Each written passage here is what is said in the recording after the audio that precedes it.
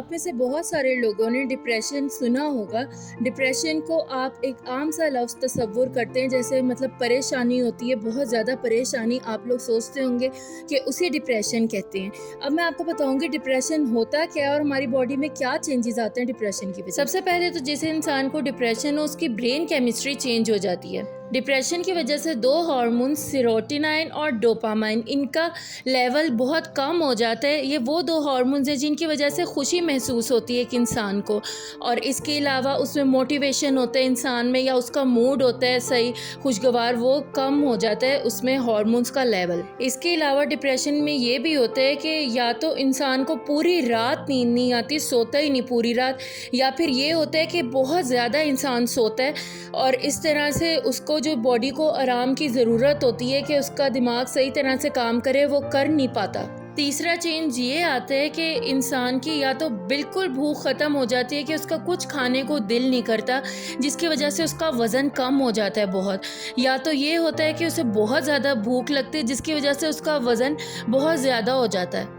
جس انسان کو ڈپریشن ہو، اس کے سر میں درد، اس کے پیٹ میں درد ایسے کہ اس کے اسٹمک پین ہوتی ہے، یہ بہت عام ہوتے ہیں۔ اس کے علاوہ جس انسان کو ڈپریشن ہو، اس کا امیون سسٹم بھی ویک ہو جاتا ہے۔ جب انسان مسلسل سٹریس میں رہتا ہے تو امیون سسٹم صحیح ورک نہیں کرتا، فائٹ نہیں کرتا بیماری یا جو اس کے پین ہو رہی ہے اس کے اگینسٹ۔ اور جس انسان کو ڈپریشن ہو، اس کو ہر وقت تھکاوٹ محسوس ہوتی ہے اور انرجی لیول اس کا لو رہتا ہے، حتیٰ کہ چھوٹے چھوٹے کام کرنے سے بھی تھکاوٹ محسوس ہوتی ہے ایسے انسان کو، ایسے جیسے کہ بیٹری لو ہو گئی ہو۔ جس انسان کو ڈپریشن ہو، اس کو اپنا لائف سٹائل پورا چینج کرنا پڑتا ہے۔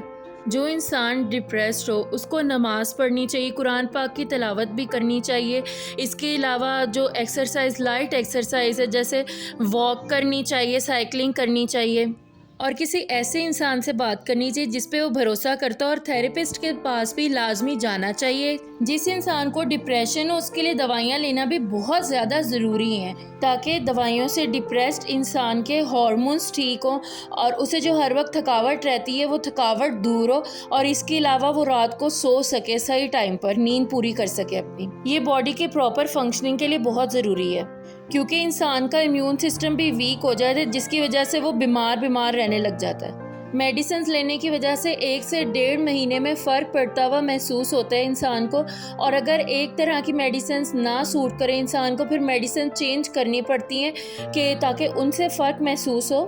ان میڈیسنز کے کچھ سائیڈ ایفیکٹ بھی ہو سکتے ہیں، لیکن وہ وقت گزرنے کے ساتھ ساتھ ٹھیک ہو جاتے ہیں، یا تھوڑی سی دوائیوں میں ایڈجسٹمنٹ کی جائے، یعنی کہ چینج کی جائے یا مقدار کم زیادہ کی جائے تو وہ ٹھیک ہو جاتا ہے۔ آئینہ آصف نے ابھی اپنے ایک انٹرویو میں کہا ہے کہ نماز بھی ضروری ہے، پڑھنی چاہیے، لیکن تھیراپسٹ کے پاس جاؤ تو وہ کہتے ہیں کہ آپ نماز پڑھیں، ڈپریشن ٹھیک ہو جائے گا۔